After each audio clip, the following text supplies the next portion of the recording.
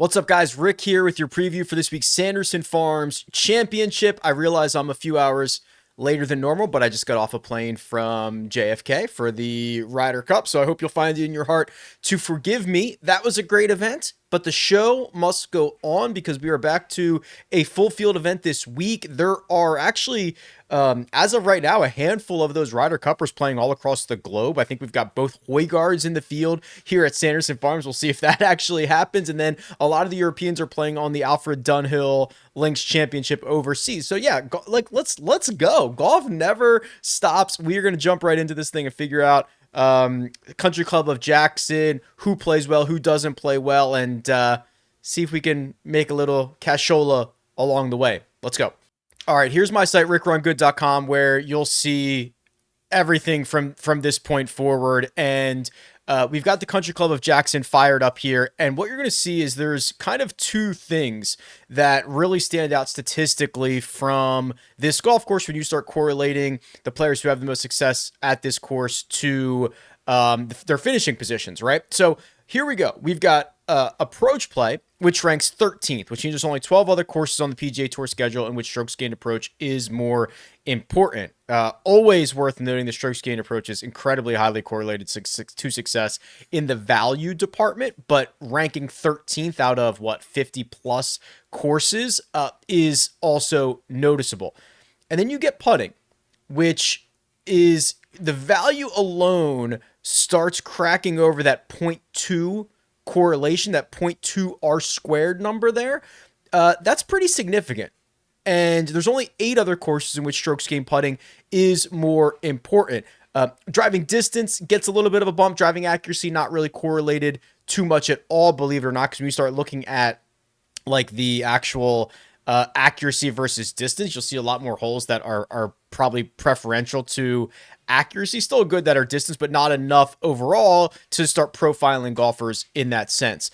So it's why you'll see strokes gained off the tee actually is 40th, because driving distance is in the upper third and driving accuracy is basically no correlation whatsoever, at least in the last dozen years that this model has been run. So we're looking for approach play. We are looking for putting. It also bears itself out in the secondary stats as well. You see a lot of shots coming in from 100 to 125 yards. That shows up as a highly correlated secondary stat. 2 putting stats after that, 10 to 15 feet and putting from 8 feet. What does that say? That to me says those are like so 8 feet is like your 50-50 range, and then 10 feet to 15 feet, that's lower, but that's the range where you separate yourself. That's the range where you make birdies from. So that 8 to 15 feet, which is what this is looking at, is a very critical birdie making range. So what we're going to do, I think we're going to put a lot of emphasis on opportunities gained, opportunities plus, and opportunities plus gained. I'll show you that here in just a second. And then, scrambling pops up here. Best year-to-date streak without a 3-putt. That is probably an irrelevant stat. Total birdies approaches from 50 to 125. So here we go. The correlation model is saying, give me a bunch of opportunities, make those. You're probably going to get a lot of shots from 50 to 125 yards. So basically wedge play and give yourself a lot of opportunities from there. So that's really what this says to me. If you run strictly the numbers and take your feeling out of the entire thing, you're going to see Taylor Montgomery over the last 36 rounds gets the best adjusted course fit. He's a phenomenal putter. He is very inaccurate off the tee, so he does not really get hit too much there as he would in normal weeks. So he gets a big adjusted course fit. Sami Välimäki, Andrew Putnam, Rasmus Højgaard, and Cameron Champ round out the top 5 of that adjusted course fit model. So interesting stuff there. It's kind of a combination that we don't see all that frequently. So I think we're going to get some different names, especially considering the fact that there's just a lot of different names here, right? This is the FedEx Fall. This is the time for guys that are basically 51 to 250 to try to figure out what their status is for next year. You're going to see a lot of the same players playing every single start in the FedEx Fall, right? So we're going to have a lot of information on these guys moving forward. For now, I tend to start resetting back everybody, right? Now, most of these guys have had multiple weeks off. Some have played overseas, which we'll get to in a second. There is a guy right at the top of the board that I'll mention, who's been playing on the DP World Tour. But for the most part, these guys have had time to get home, get fit, get well rested, work on stuff with their coach.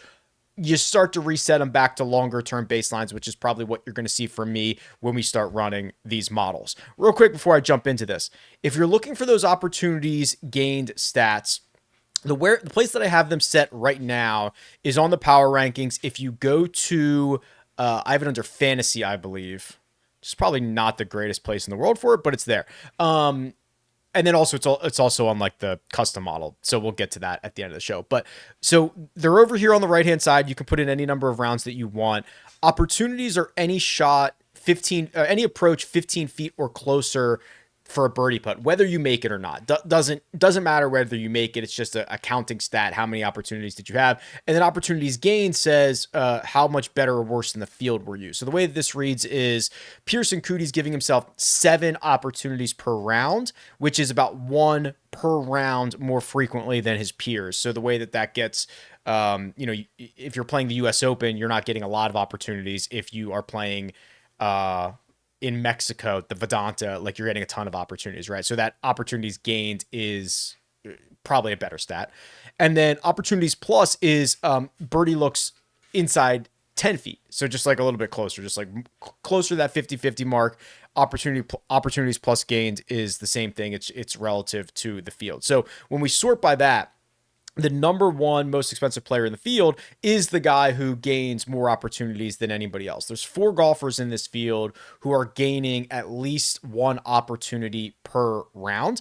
Akshay Bhatia is the guy I'm referring to. He's $10,100. Jesper Svensson is $7,700. Davis Thompson is $9,700. And Rico Hoey is $9,000. So those are the guys that are giving themselves more birdie looks than anybody else. So keep that in mind, and we'll run it in the model as we go along. Here's Akshay. He's $10,100, which is probably the most expensive he's been in quite some time. But in a field like this, yeah, it makes sense. What else makes sense? Well, you've got the approach play that has been absolutely on fire. He's gained strokes to the field in every event dating back to the U.S. Open. So that's where a lot of those opportunities are coming from. The question is going to be whether or not he's going to make enough putts to find himself towards the top of the leaderboard, or at least thrust himself towards the top of this leaderboard. I tend to be optimistic on the spot, like the for lack of a better term, for the opportunity for Akshay. He is not a good putter, or at least hasn't been a good putter this summer, but when he putts well, he gains enough to make a lot of noise. So at $10,100, you probably don't want somebody who is super high risk, high reward, but that's what we've got here, right? I find his range of outcomes to be massive at the top, because if he loses 2 strokes putting, it's probably not going to be a very good week for him. If he does what he did in Napa, which is gain 6, it's going to be a phenomenal week for him. What about what he did at TPC Twin Cities? 4 strokes gained. Sanderson Farms, he's only played here twice, 2019, 2023. It is probably useless information, but he's now played 6 rounds at this golf course, and he is a total about gaining 2 strokes putting. So he's had positive putting weeks or 0 putting weeks every time he's been here. So I'm optimistic about the spot for him, with the understanding that he is probably a very volatile player when it comes to what his actual outcome is going to be. He's the only golfer in the 9K range, or excuse me, in the 10K range. The 9K range is much larger. This is, there's 10 golfers here, and there's kind of a lot to go through. Kevin Yu is your defending champion, so he's probably going to get some level of a bump there. He's $9,900. This is just probably not for me. I'm happy to reset him back, but at the same time, the approach play has struggled since the PGA Championship. He's usually one of the better ball strikers on the PGA Tour. He has a huge putting problem, and his short game woes are coming back. He gained 8.5 strokes putting here in his win last year, by far the best putting week of his career. Do we think he's going to do that again? And does he need to do that again? The answers are no and probably. So this to me is a sign of somebody who is being priced in a weak field as the defending champion, and there are other guys in this 9K range that are much more interesting to me. Min Woo Lee. I get it. You're like, Rick, Min Woo Lee is not a very good approach player. I agree with you. He does make up for it in a lot of other areas. He's a phenomenally long, great driver of the golf ball where he's going to gain you a ton of strokes off the tee. He putts well and is streaky enough. He is probably going to fly in for most people a little bit under the radar. Here's the best ad I can give for RickRunGood.com is I've got the strokes gained information for all these tours, PGA Tour, the European Tour, Live Golf, all with the breakdowns, right? So you're getting a complete picture of these players. Well, Minwoo made it to Memphis at the end of last year, probably was exhausted by the time he got there. He was miserable in Memphis. He lost 13 strokes to the field. Gets a month off, goes and plays Wentworth, which is the absolute premier event on the DP World Tour, and finishes T11 in a very, very strong field. He then goes to France and ball strikes the hell out of it, almost wins in France. He ends up finishing T5. Bring me that, Minwoo. Bring me that to Jackson. That is, to me, just as volatile as Kevin Yu. The metrics are a little bit better. Like I'm embracing that from Minwoo at the top at $9,800. Davis Thompson is probably the guy who gets the best reset bump, if that makes any sense. If you start putting golfers back to their last 100 or 150 rounds, something of that nature, I'm going to assume that Davis Thompson gets pretty high on this list, especially for the tee to green numbers. He did have a slump in there as well after the victory at the RSM, which was, my God, what was that, last year? So he's the third best tee to green player in this field over the last 100 rounds behind just Rico Hoey and Doug Gim. So he gets like the best reset. What he did at the end of last year and into this new season continued, right? He picked up 8 strokes from tee to green at the Wyndham Championship. He picked up 7 from tee to green at the Pro Court in Napa. The putter has been better. This is the slump I'm referring to here. PGA Championship to the Rocket Classic was a miserable putting stretch. Starting to get better there. He's picked up strokes to the field in 3 of his last 5, and the 2 that he lost were less than 1 stroke over that tournament. So I'm very much now getting more excited about the prospects of Davis Thompson. I do think he is a lot safer than somebody like Minwoo Lee, even if he does not have the same level of upside. With all due respect to the Højgaards, you're probably not getting me to click there. Nico was also in New York all week long. He was walking, alongside me with the groups, right? He was out there. Rasmus only played twice. The partying, the celebration, the hangover might be the realest it's ever been after a Ryder Cup victory. So probably don't need to go to either of the Højgaard brothers, especially when you do have Rico Hoey at $9,000. I have shown a variety of different statistics already, right? We looked at resetting everybody back to their 100 round baseline. We looked at some opportunities gained numbers, and already before I even got to him on the salary sheet, Rico Hoey's name popped up like 2 or 3 times, and you can see why. He makes flushers blush. He is a ridiculously strong driver. The approach play since the Rocket Classic has been off the charts. We have a huge putting problem, right? If we didn't have a huge putting problem, he'd be Scotty Scheffler, but we do have a huge putting problem. So we are Rico Hoey. Lost 10.5 strokes at the Wyndham. Yikes. Not good. The fact that he even made the cut that week is insane. Was a 0 in Napa. So he gets the 5 weeks off. He was a 0 in Napa, and he finished T9. That's what you're looking for, not the 7 strokes that he lost here last year. This is pretty clear. He's going to go as far as the putter allows him to go, and we're hoping to get a performance like his most recent in Napa than really anything else we've seen as of late. Before I forget, I almost forgot, because I got to get back in my routine. You guys got to get back into your routine. We do have our listener league on Splash this week. $25 an entry. It is a tiers contest. It is completely guaranteed. So no matter how many people sign up, whether there's an overlay or not, they're paying out the full guarantee for us. It's already 10% full. I will tweet this out and, I'm sure we'll fill this up. It's smaller than normal for the Sanderson Farms, but I know a lot of you are already on Splash, putting your weekly picks in for Survivor and everything else that you're playing. So make sure to get in this as well. It's a very, very fun contest, and it has a great payout structure as well, with 2x payouts for finishing 25th, and then very strong kind of flattish payouts at the top, which I think is really good. That's where we're going to have all of our our one and done for next year, which I'm hoping is going to be massive. It's all going to be on Splash. There's a link in the description, but yeah, let's fill that up and make sure we get it dialed. The 8K range is where I do think we start to get, I don't want to say it's a drop off, but yeah, it's probably a little bit of a drop off. And I still think that there are some interesting spots here. I think I'm about ready to try Max Homa. $8,400. He played in Napa, and the two things that he did very well were the two things that model well here. 2.5 strokes gained on approach, 4 with the putter. Now, that's a place that he's always had success.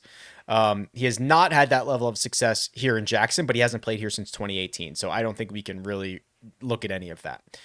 The chatter, if you believe the chatter, it is positive on Max Homa. Let's forget about the chatter. Let's look at the metrics. Since the John Deere, he has been a much improved golfer. So I'm looking at 5 starts from Max Homa. Finished T5 at the T5 at the John Deere. He made the cut at the Barracuda, which you absolutely should. You're Max Homa. And then he's got a 39th, a miscut, and a 19th, most recently, that start in Napa. He's gained strokes on approach in all of them. He's gained strokes off the tee in all that are measured. He's gained strokes putting in 2 of the 4 that were measured. That's kind of enough for me, right? This is $8,400 in a weak field for a guy who's what, a 5-6 time PGA Tour winner, something like that, where the metrics are getting much more positive. So I don't know if he's going to win. I don't know if it's like they're ready to click, but I'd rather be early than late. Garrick Higgo, look, just an absolute menace, by the way. Just like look at this headshot. Like he's wearing like a Malbon t-shirt. This was taken on an iPhone somewhere. He's got the flow going. He's got the what does it have to say? Palm Tree Crew. I have no idea what that is. Like just an absolute menace. Starting to put together some really good rounds. The Pro Core was solid. T7 there. He gained a ton of strokes putting, gained a ton of strokes off the tee. If you remember, I mean, he's still so raw. He's 20, I guess he's older than I thought. 26 years old. Hits it a mile. And when he can start finding fairways, he's going to do stuff like this. He's going to gain like 5 strokes on approach. This is about as volatile as it gets. But now, I mean, you look at this. His last 10 starts, he has a win. He's got a T7.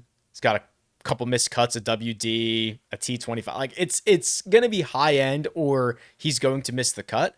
But at $8,200, I think he's worth a mention. Matt Wallace, there were no snubs on the Ryder Cup teams, at least for the Europeans, I think, and probably not even for the Americans. Maybe Matt McNeely in hindsight probably should have been on that squad. But Matt Wallace was almost certainly the 13th man, right? I think that's kind of fair. And he nearly played himself into snub position. So he finished second at the European Masters, a great event on the DP World Tour. Finished 46th at Wentworth. We already talked about that. So he's played 4 times on the DP World Tour since the PGA Tour season ended. 3 of them he's gained strokes from tee to green. 2 of them he's gained with the putter, and 1 of them pretty significantly. He has the ability to do the approach and putting thing, and I don't think he's going to get super I don't think he's going to get super outclassed off the tee here. I do think he can lean into some of his strengths. He's played here once. It was 2021. He missed the cut probably long enough that it doesn't really matter. So there are some, and I think he's really sneaky. Like, who's interested in playing Max Homa? I think in Matt Wallace. I think a lot of people might go to Luke Clanton or Keith Mitchell, who's perpetually popular. Sam Stevens might be more popular. Alex Smalley might be more popular in this range. I just kind of like the way that Wallace sets up for this. Okay, the 7K range has a lot of really good options here. It would not surprise me at all if the optimal lineup was like 6 golfers from the 7K range in a field like this. Jesper Svensson. Talked about him a lot over the last year or so. Models really well as an approach player, as a ability to those opportunities, right? That's what we looked at before. The putter, again, very similar to Rico Hoey, is going to be a problem. He has the ability to get hot. Doesn't always happen, but now he's even cheaper. He's $7,700. Sammy Valimaki also modeled well, right? He was one of the guys that popped up. He does get hot with the putter more frequently. He picked up 7 strokes putting at the European Masters, picked up 3.5 at the Danish Golf Championship, and had top 8 finishes in both of those. When he came back to the States and played in Napa, he missed the cut, but it looks like he missed the cut on the number. It wasn't particularly bad. He did gain 3 strokes on approach in his 2 rounds there. So now, over his last 4, 8, 10, 14 rounds across the DP World Tour and the PGA Tour, he has gained 16, 19, like 25 strokes on approach. Yeah, that I'm interested. And he's gained with the putter in 6 of 8. So Sammy, and gained 7 strokes putting here last year. Okay, so those two who modeled well and I think are interesting. Doug Gim models well from the reset standpoint. Remember when we reset everybody back to 100 rounds and looked at the tee to green play, Doug Gim was on there. The putter has been lost, so this is not nearly as exciting. It's, he went through a stretch where he was finding it. He's lost strokes putting here in 5 of the 6 trips. Probably high-ish ceiling, lowish floor, because he's going to have to gain 4 strokes putting or something like that. So I think there's a very good case he finishes between T13 and T23 a large percentage of the time. I want to point out William Mao, because people almost absolutely forget that he won a golf tournament 3 starts ago. And not only did he win a golf tournament 3 starts ago, but 2 starts ago he finished T7, and then 1 start ago he finished T38. Can he keep this going is the question.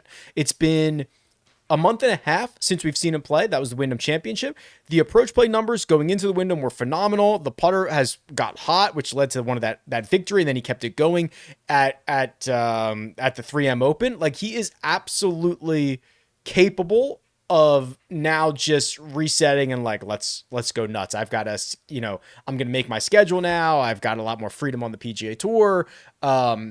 Still plenty of work to do. This is a very good mind space to be in if William Mao can kind of harness the right aspects of that. We got to keep going. We got to keep going here. Thorbjorn Olesen played 2 events on the DP World Tour since the Wyndham Championship, T16 at the Danish Golf Championship, and T20 at the Irish Open. It's a little bit whack-a-mole, where some weeks he's going to drive it well, some weeks he's going to hit his approaches strong, some weeks he's going to putt strong.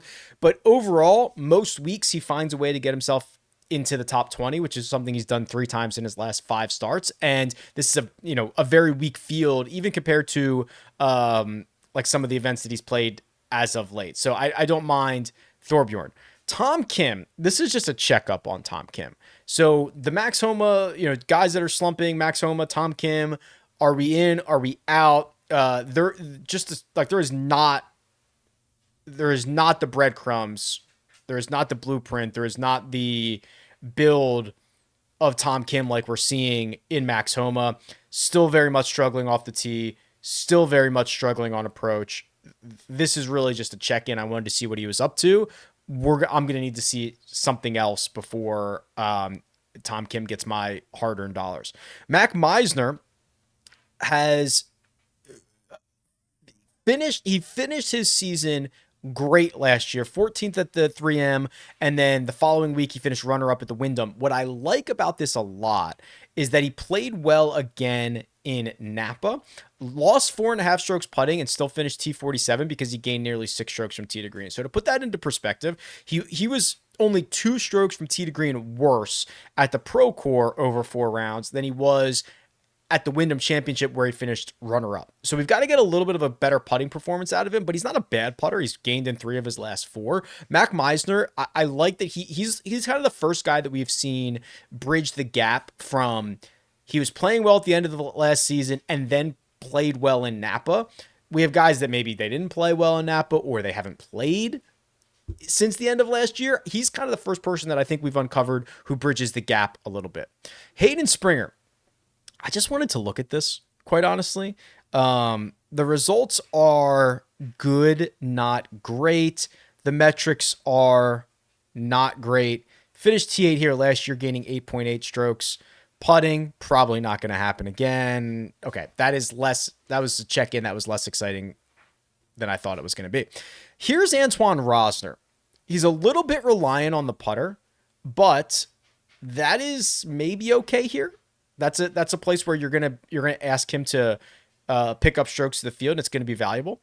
The other place he picks up strokes is approach play. I mean, he is the approach putting guy. He usually loses off the tee. He's okay around the greens. He's coming off the 12th place finish in France. He's got top 35 finishes in the 3 starts that he made in the DP World Tour since last year. You look at his chart down here on the insights, way out to the right, way out to the left. That's your approach. That's your putting, right? That's kind of what we're looking for. And Rosner's played well as of late. We are starting to get into trouble a bit here in the 6K range, but let me point out just a couple of names that snagged my attention here. Tristan Lawrence won 3 starts ago. He won in the PGA Tour offseason. He won the Omega European Masters. Again, a great event. Went nuts with the putter, but he also gained 7.7 from tee to green. Missed the cut in his next 2 starts on the DP World Tour, and they were kind of ugly. Is that just the post-win inability to kind of get settled, and now maybe we get a little bit of a reset here because that run of golf was over? I don't know, but a guy won 3 starts ago in a field that is probably a lot stronger than this one. And and he played well at the end of last year. He's a great driver. He does a lot of things well. He's very, very cheap at $6,900. Chris Ventura finds a way to win golf tournaments like once a year completely out of the blue. And his good finishes seem to be completely out of the blue. If we're resetting guys back to their kind of 100 round, is Chris Ventura not that guy? I don't know. Maybe he is. David Lipsky let me down in Napa. He was rolling in with a lot of really good play. The miscut in Napa was bad.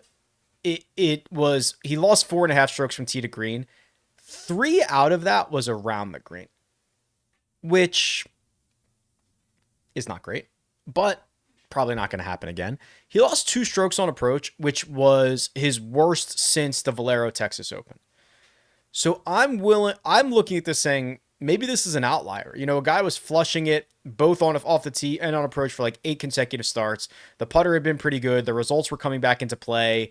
And after 6 weeks off, he just maybe was a little bit rusty. I don't know. It's now been 2 weeks.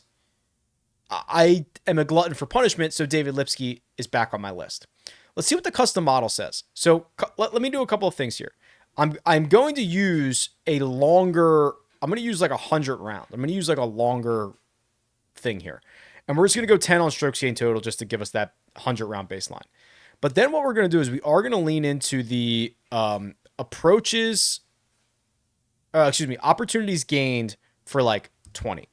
And then we're going to do strokes gained putting for last 50 rounds for 20. And then we're going to do approach play. I want those wedge numbers, right? So we're going to put 10 on 50 to 175, 10 on 75 to 100, 10 on 100 to 125. So we've got long-term, we've got approach, we've got wedge play, we've got putting. We could do course history just a little bit. Let's do 10 on Country Club of Jackson. And then let's do... Could just do implied win percentage. Just like get what do the odds say. See what that looks like. My number one golfer